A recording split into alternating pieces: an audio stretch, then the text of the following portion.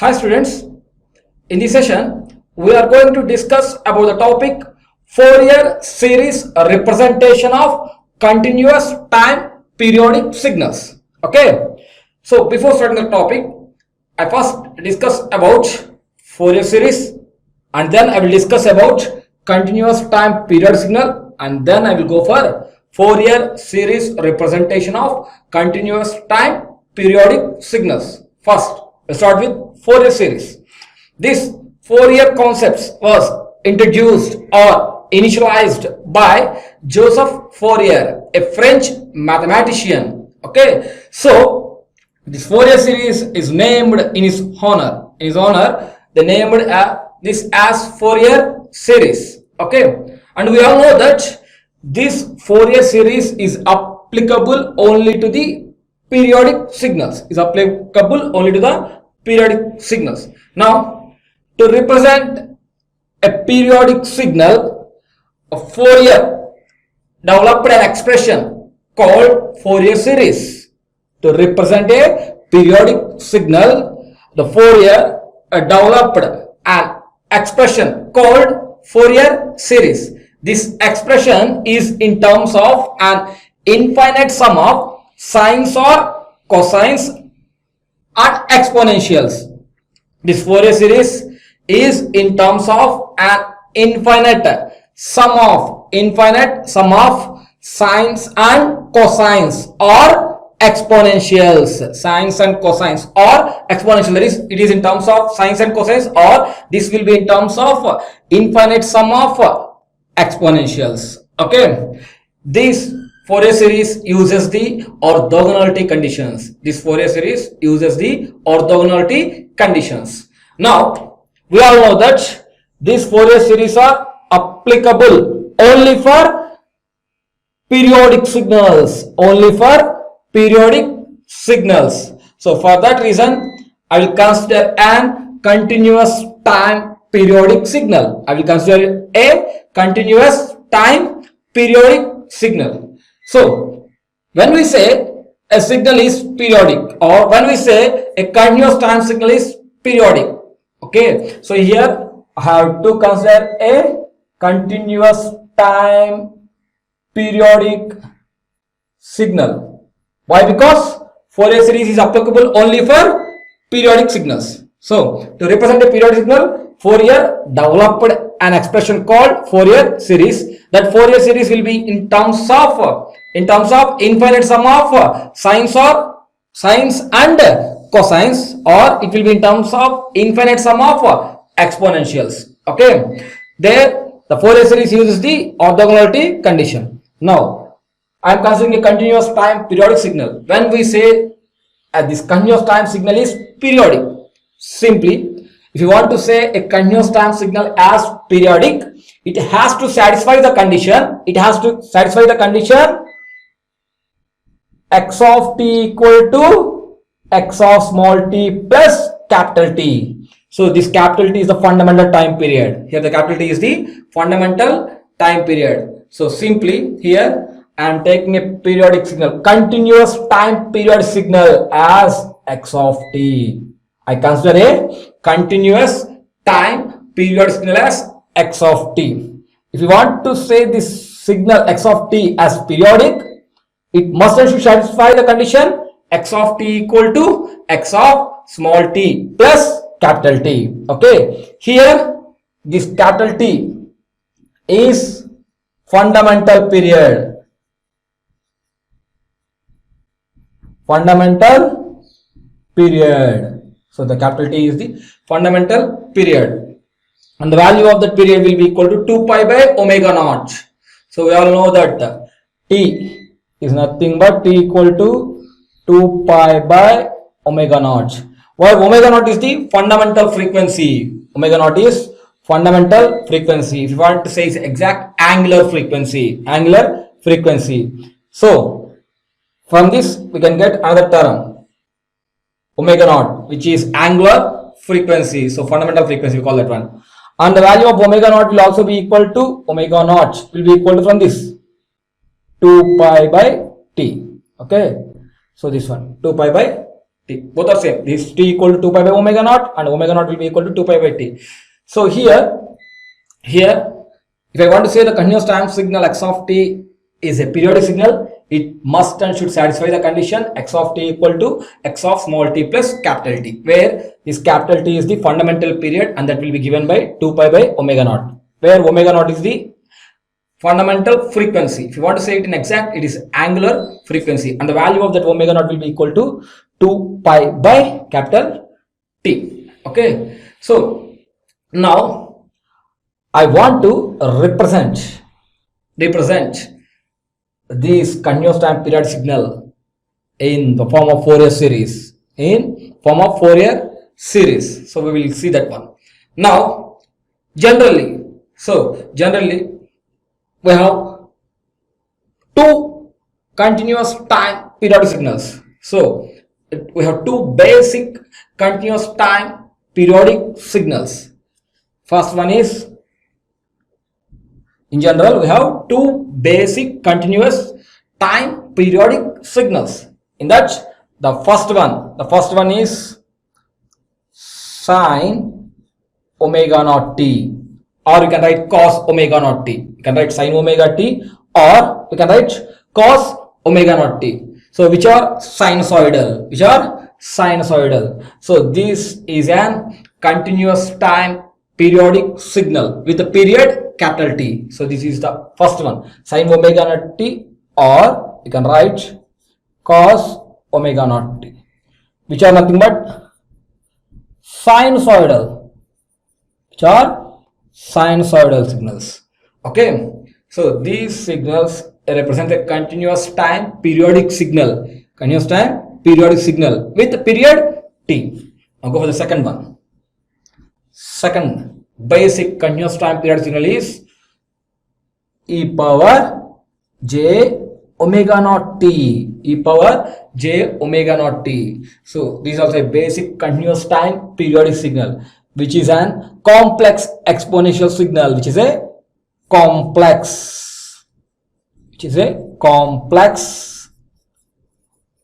exponential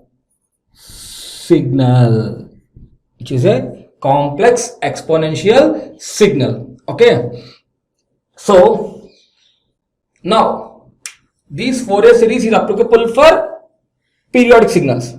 These two are two basic continuous time periodic signal. So I can represent any one of these in the form of Fourier series. So for that, I will take the second one. E power j omega naught t. Why? Because see, sine omega naught t or cos omega naught t are the real signals. The sinusoidal signals are real. So in this, only the real ones are present. There are no imaginary part. If you go for this one, e power j omega naught t is a complex signal. That means it consists of both real and imaginary signals. So as it is a complex one, if you take this as an example and we go for the representation of Fourier series for this one, so it is better suited. Why? Because it consists of both real and imaginary parts. If imaginary part is 0, then I will get the real. If real is 0, I can get the imaginary. Or I can, if both are present, I can get the representation of a Fourier series with this complex. That is, it consists of both real and imaginary. So for that reason, I will consider this for my example, and I go for the Fourier series representation of this signal, the second one, the Fourier series representation of e power j omega t. As it is a complex one, it consists of both real and imaginary signals. For that reason, I am preferring this than this one. So I am preferring e power j omega t than sin omega t, because in sin omega t we have only real signals. Clear? Now here I will consider the second signal. Okay, here the second signal is also a periodic signal with period capital T. That is, here consider this signal e power j omega naught t. This signal is also a periodic signal with period capital T. That is, these two signals are periodic signals with the period capital T. Okay, in these two signals, now I am considering the second one for representing in Fourier series. Okay, So this is a continuous time periodic signal. Now, along with this, there are some harmonics. There are some harmonics for these signals, which are mutually orthogonal to each other. So all this will form a set. Now I will go for a set of harmonically related, mutually orthogonal complex exponential function. Now we'll go for a set. That means here this is an period signal e power j omega. Along with this, there is another signal e power j 2 omega naught t. This is also a period signal. This is a harmonic. Again, e power j 3 omega naught t. So if you go on, e power j 4 omega naught t, e power j 5 omega naught t, or you can write like this, e power minus j omega naught t. This is also a period signal. Next, e power minus j 2 omega naught t, e power minus j 3 omega naught t.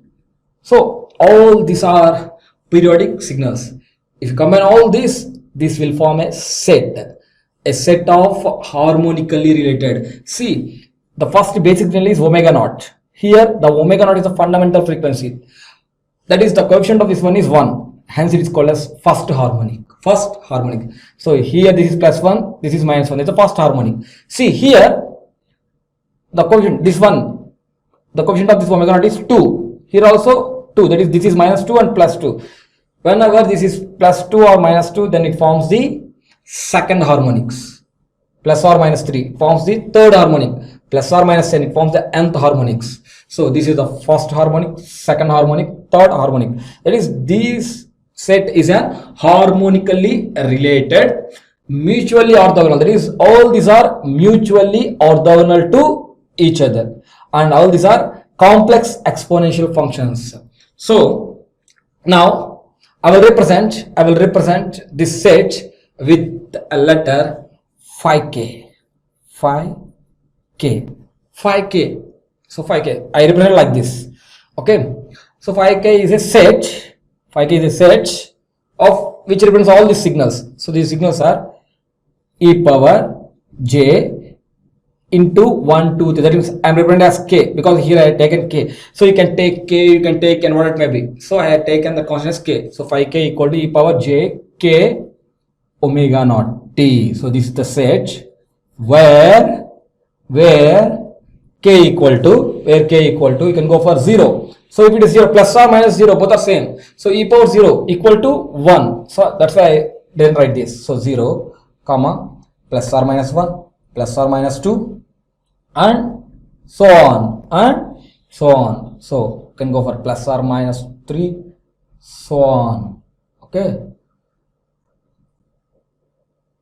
So k equal to 0, plus or minus 1, plus or minus 2, plus or minus 3, and so on.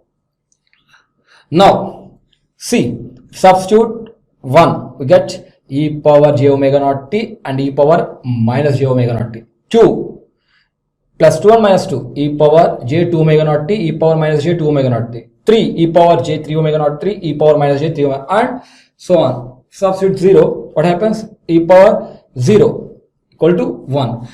So this is a set. A set of harmonically related, mutually orthogonal, complex exponential functions.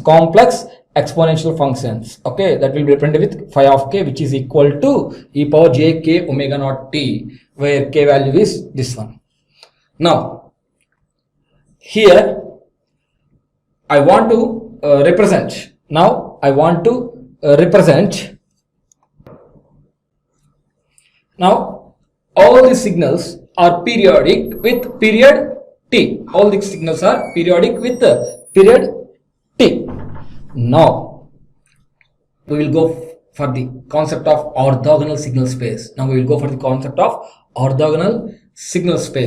So I can represent a signal, arbitrary signal x of t by using an orthogonal signal space. I can represent an arbitrary signal x of t by n mutually orthogonal functions. Simply by linear combination of n mutually orthogonal functions, I can represent an arbitrary signal x of t. So I explained that while I'm explaining orthogonal signal space. So the space formed by n mutually orthogonal functions is nothing but the orthogonal signal space. So I can represent any arbitrary signal x of t in that orthogonal space by linear combination of those n mutually orthogonal functions. Linear combination of those n mutually orthogonal functions. Or simply there are two vectors v1 and v2. Now I want to represent v1 in terms of v2. What I will do, I will draw a perpendicular line from v1 to onto v2, and that v1 will be equal to c1 to v2, some constant into v2. In the same way, I can represent one signal in terms of another signal. So if consider this as a one signal x1 of t and the other one is x2 of t. So x1 of t is, or simply we can write this approximately. So if you consider two signals, I can x1 of t is approximately equal to some constant into x2 of t. So you all know this. These are the basics. These are the basics explained in the topic of signal analysis. So recollect those basics and recollect the concept of orthogonal signal space. Okay. Now, according to orthogonal signal space, an arbitrary signal x of t is represented or expressed by the linear combination of n mutually orthogonal functions. Now, this is a set of n mutually orthogonal functions. So this will form an orthogonal signal space. As this is an infinite, this is a complete set. Okay. Now I can represent an arbitrary signal x of t using this set. How can I represent? I will represent by the linear combination of all these orthogonal functions. So linear combination means here, if there are only two signals, I have to multiply the second one with a constant, that is v1 will be equal to some constant into v2. If there are three signals, so how can I go for? So every signal in that set is multiplied by a constant. So here there are n signals. If there are n signals, those n signals will be multiplied by n constants. So in that orthogonal signal space, I write x of t equal to c1 into g1 of t plus c2 into g2 of t plus c3 into g3 of t and so on. I write like that in orthogonal signal space. In the same way, here also we have many mutually orthogonal signals. That is, each signal will be multiplied by a constant.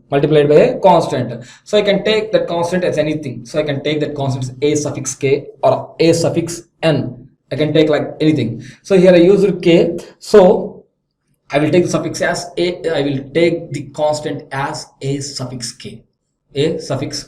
Okay. So this is 1, k equal to 1. So a1, I have to multiply this with a1. This is k equal to 2, I have to multiply with a2. 3, so this is multiplied with a1, constant a2, constant a3, a minus 1, a minus 2, a minus 3, and I have to add all this.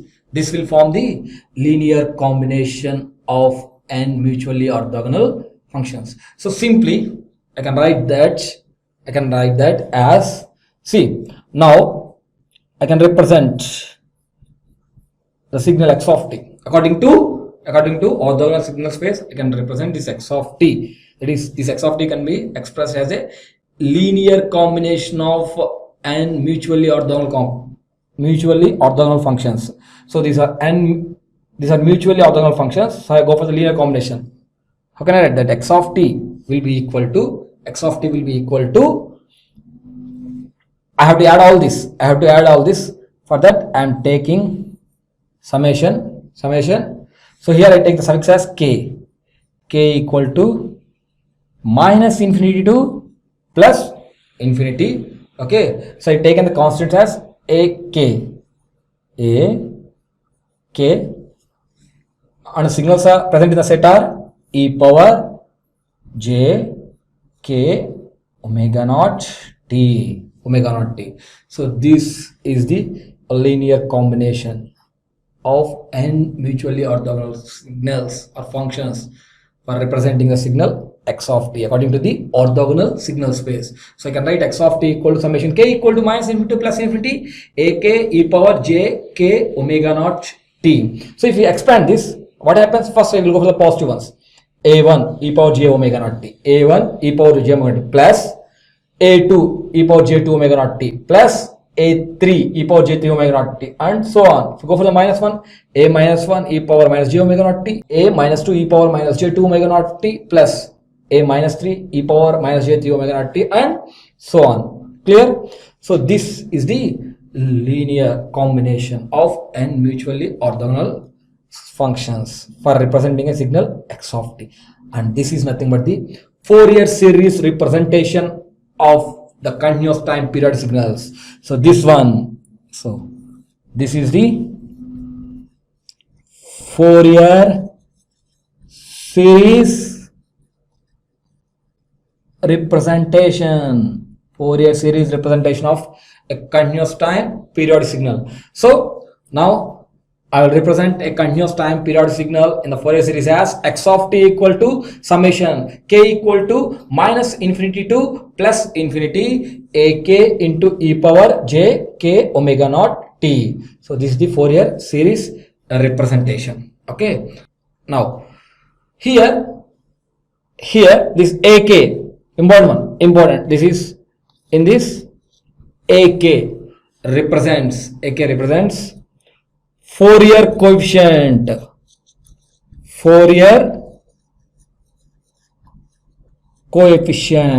AK represents Fourier coefficient or coefficient of approximation or coefficient of approximation.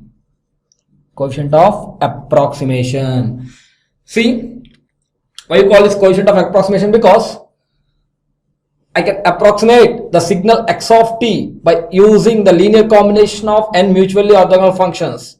Okay, so here the main concept is this ak, hence we call it this constant ak as coefficient of approximation or simply Fourier coefficient. And here if k equal to 0, then it will be a constant. If k equal to 1, having the fundamental frequency omega naught, is gone for first harmonic. If k equal to 2, having the fundamental frequency 2 omega naught t, is the second harmonic. If it is a plus or minus 1, it is the first harmonics. Plus or minus 2, it is the second harmonic. If it is plus or minus n, having the fundamental frequency n omega naught, then is the nth harmonics. So simply according to the orthogonal signal space, I approximated the period signal x of t by mutually orthogonal functions. Simply. So with this I finished the representation, Fourier series representation of a continuous time period signal. Fourier series representation of a continuous time periodic signal. Okay, so the continuous time period signal x of t Fourier series representation is this one. So this equation gives the Fourier series representation of an continuous time period signal, and in this equation this ak represents the Fourier coefficient or coefficient of approximation. Now we have to derive the value of this ak because the whole concept is dependent on this Fourier coefficient or coefficient of approximation. So the complete Fourier series is dependent on this Fourier coefficient. So now I have to derive the equation for this Fourier coefficient. So I will derive the equation for this Fourier coefficient. Okay. Now I will derive the equation for Fourier coefficient. Okay. So we all know the Fourier coefficient I represent with a suffix k. So I have to derive the equation for that a suffix k. For that I have to consider the Fourier series representation of a periodic signal x of t. I have to consider the Fourier series representation of a periodic signal. We all know that The Fourier series representation of a periodic signal x of t is given as, how will you represent x of t equal to summation k equal to minus infinity to infinity a k e power j k omega naught t, e power j k omega naught t. So this equation gives the Fourier series representation of a periodic signal x of t. Okay, now from this equation I have to find the value of ak. For this, first what I will do, I will multiply with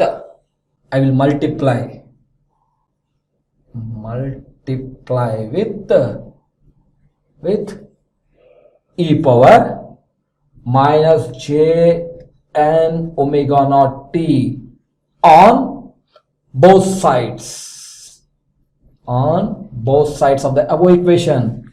So if you multiply with a constant on both sides of the equation, the value of the equation does not change because we are multiplying on both sides. So the constant will cancel on both sides. So if you multiply with anything on both sides, the equation does not change.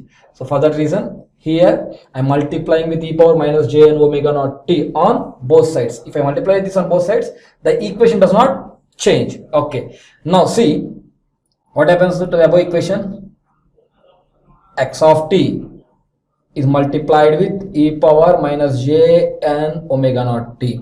The same way, RHS side, summation k equal to minus infinity to infinity ak e power j k omega naught t is also multiplied with e power minus j n omega naught t, e power minus j n omega naught t.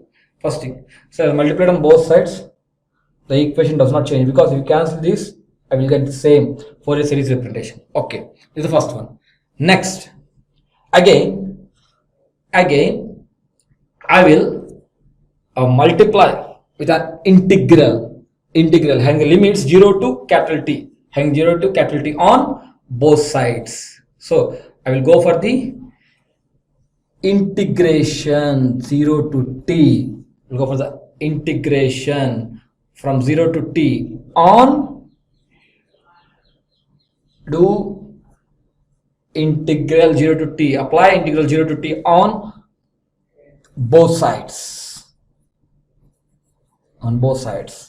Okay, now the our equation changes to integral 0 to t x of t e power minus j n omega naught t dt. Whenever we go for the integration, we have to put dt. Remember this one, that is integral 0 to t summation k equal to minus infinity to infinity ak e power j k omega naught t into e power minus n omega naught t. Simple. Okay, now so I just what did I applied? Just applying. So doing integral from the limit 0 to t on both sides. Okay, so with this also the equation does not change. So all this I am doing just to get the value of this Fourier coefficient ak. Now here we will simplify this one. So this will be equal to integral 0 to t summation k equal to minus infinity to infinity ak. See, consider this as x and this as a y. So e power x into e power minus y. So e power x into e power minus y. How can you write? E power x minus y. Simply, so e power a into e power b, e power a plus b, e power a into e power minus b, e power a minus b. So in the same way, here I will write e power j into k omega naught t minus j n omega naught t. Okay, so I said whenever you write integration, you have to go for dt, you have to finish with dt. So that will be very important. Okay. So whenever we'll go for the integration, we have to finish with dt. Now see.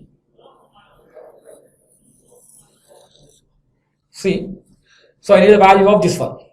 Now I need the value of this one. So this is integral 0 to t x of t, integral 0 to t x of t e power minus j n omega naught t dt will be equal to, so in this take the common as j omega naught take as common. So what left? K minus n is the only thing that left if you take j omega naught t as common. So in this I will take j omega naught t as common. So it will left with k minus n. So this equation, how will write this equation? Integral 0 to t summation k equal to minus infinity to infinity ak e power, so take j omega naught as common, so e power j into, so what I left? K here and middle minus, so j into k minus n into omega naught dt. Simple. So in this e power I have taken j as common and k minus n into omega naught as common, so e power j into k minus n into omega naught t. Okay, that will be equal to see, this is the integration from 0 to capital T with respect to small t. Here summation k equal to minus infinity ak are constants, so this is a constant with respect to t. There is no t in this one. Here also there is no t in this one, so I can bring that outside of this integration. So I can bring these two outside of the integration, that is summation k equal to minus infinity to infinity ak integral 0 to t. Because why I had broken outside of the integration? Because these are some constant with respect to the integral, because it is with respect to t. So I kept only the t terms inside and the constants, that is summation k equal to minus infinity to infinity ak, I bring outside. So 0 to t e power j into k minus n into omega naught t dt, okay. So see here, this is actually equal to this one, it is integral 0 to t x of t e power minus j and omega naught t dt. So this value is this one. Okay, now in this equation go for the RHS. This is RHS. In RHS, see this term, see this, I am considering this term in the RHS of the above equation. So in this equation I am considering this term of RHS, that is, so consider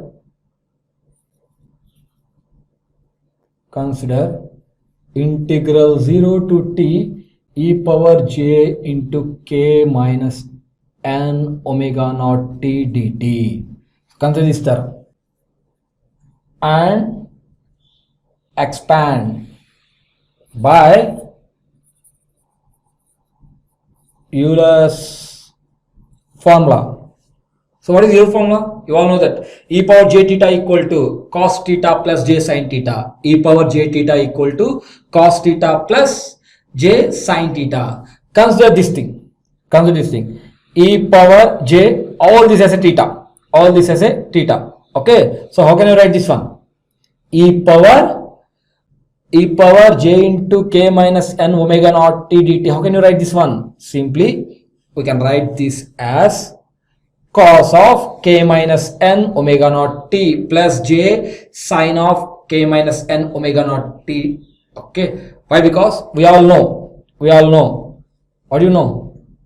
We know e power j theta equal to cos theta plus j sin theta. So this is the Euler's formula.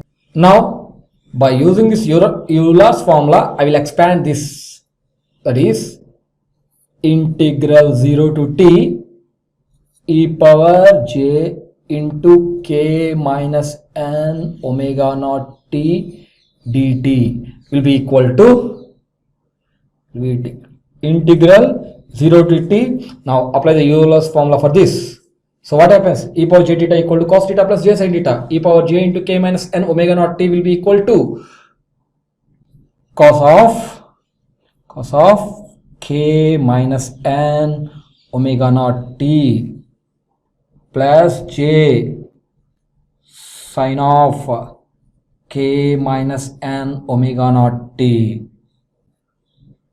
Okay, this is the formula, and here I will write dt. Here I will write dt. Okay, so if you simplify this one, or expand, that is apply the integral to both terms individually.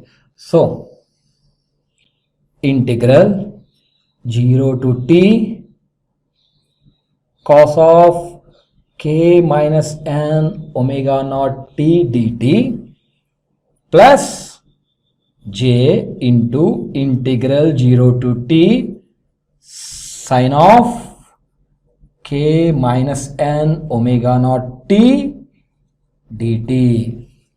So has operated the integral to both terms, write it as individual. Okay, integral of a plus b d theta will be equal to integral a d theta plus integral b d theta. So this is the expansion. Now from this expansion, remember I want to get the value of this one.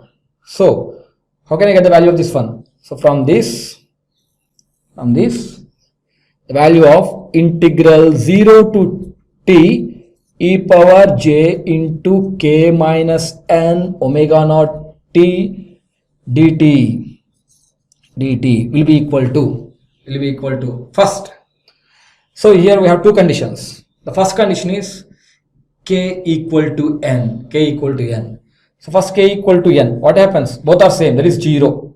Okay, now cos 0, that is 1. Cos 0, that is 1.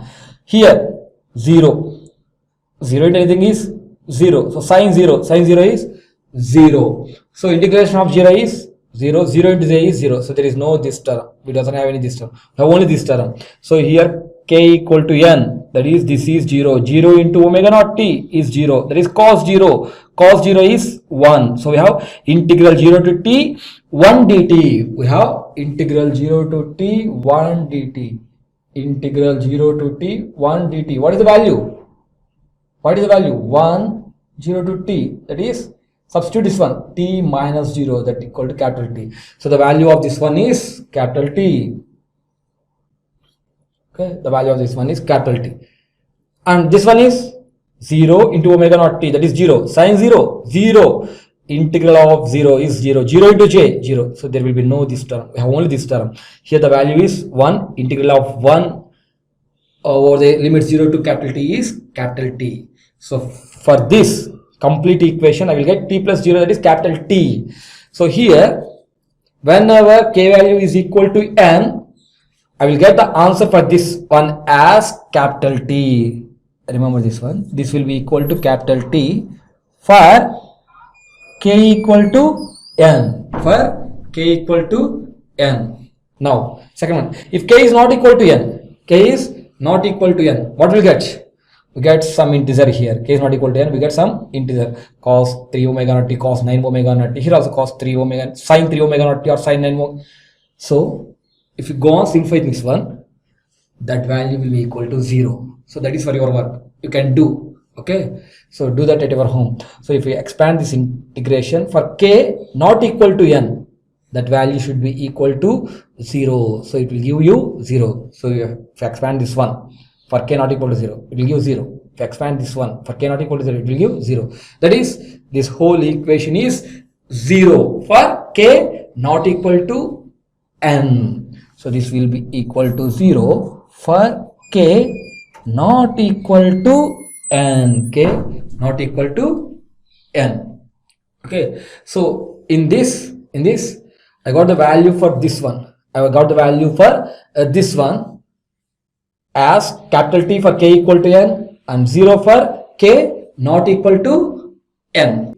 Here this integral 0 to t e power j k minus n omega naught t dt will be equal to capital T for k equal to n and 0 for k not equal to n. And this is this value is in this equation. So in this equation, I found this integral 0 to e power j k minus n omega naught t dt.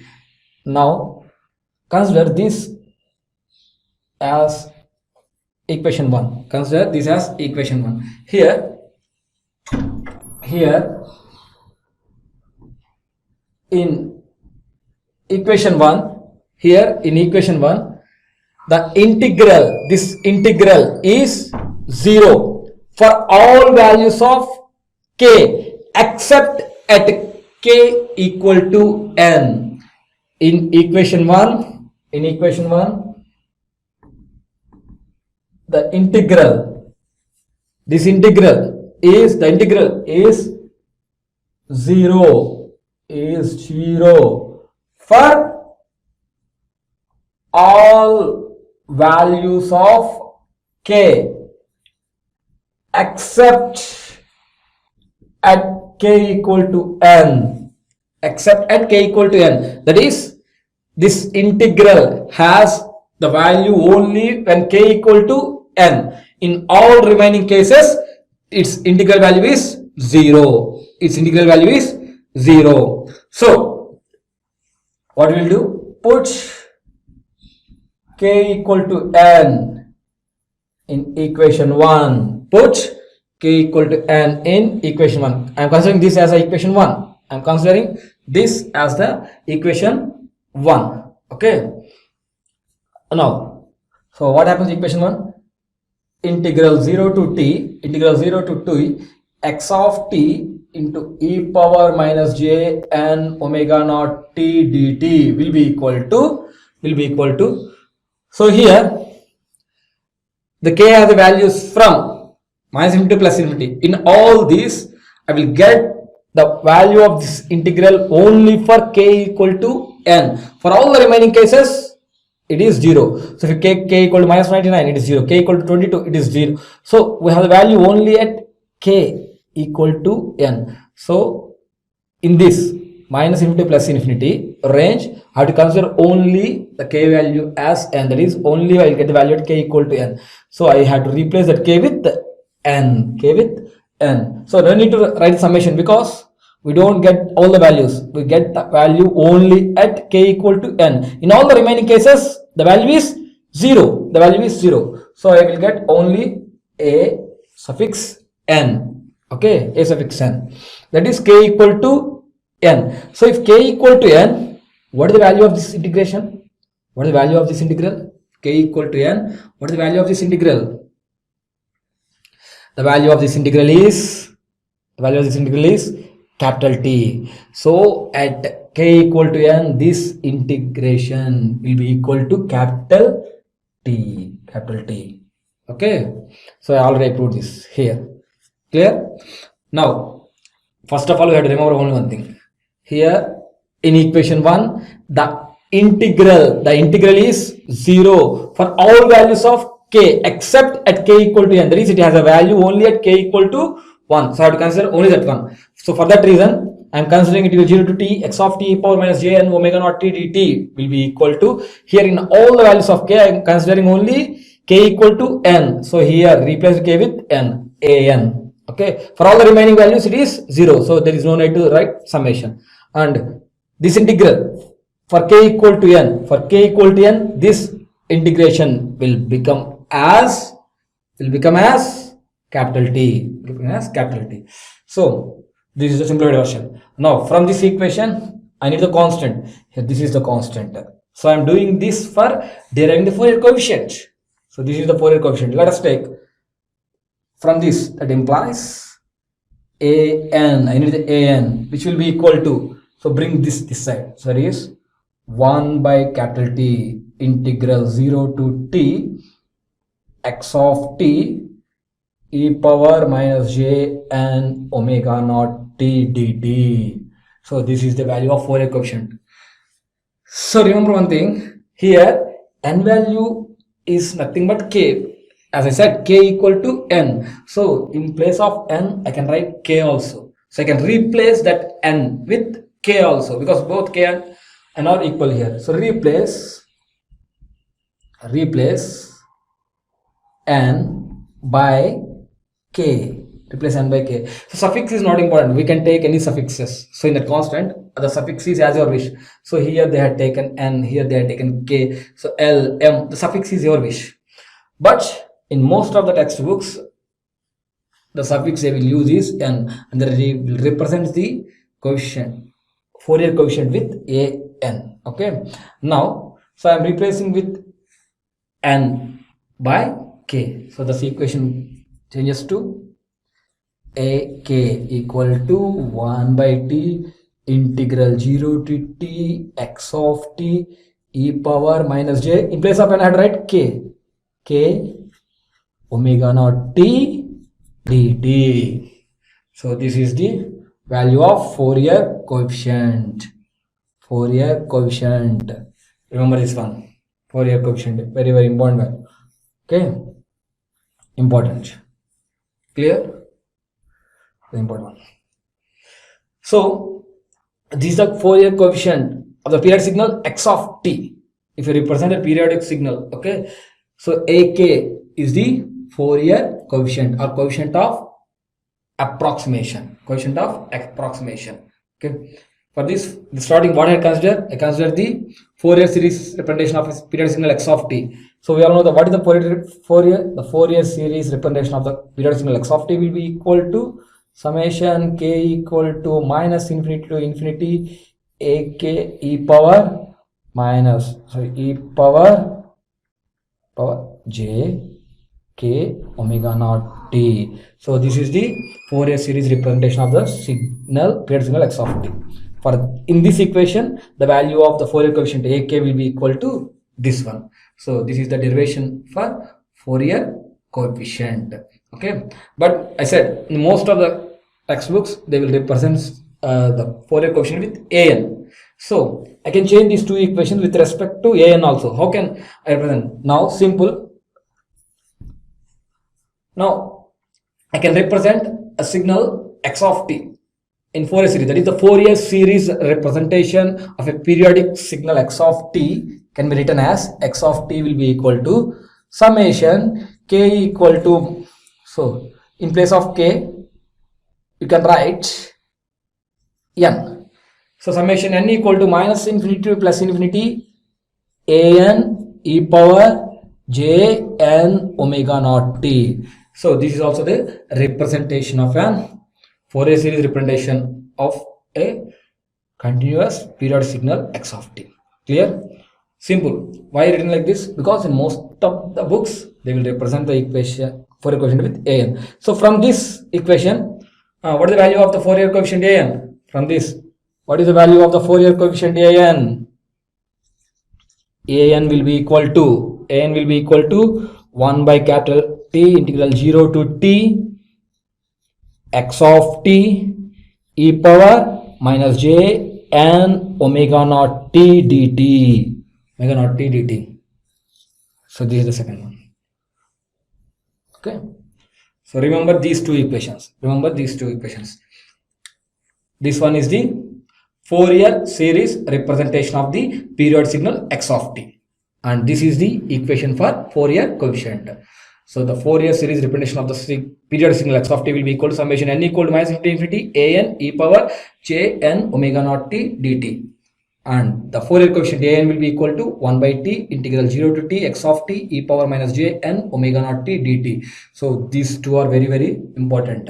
Actually I derived with respect to ak,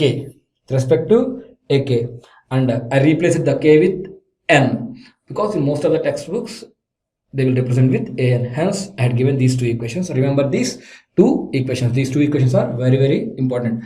This is the concept, complete concept about Fourier series representation of a continuous time periodic signals. So the summary, I will explain summary in one sentence. So what I explained in this class, I explained about the Fourier series representation of a continuous time periodic signal, and in that representation I find out the value of, I derived the value for Fourier coefficient, and I given these two as like this. So this is the Fourier series representation, and this is the equation for Fourier coefficient. Okay, thank you one and all.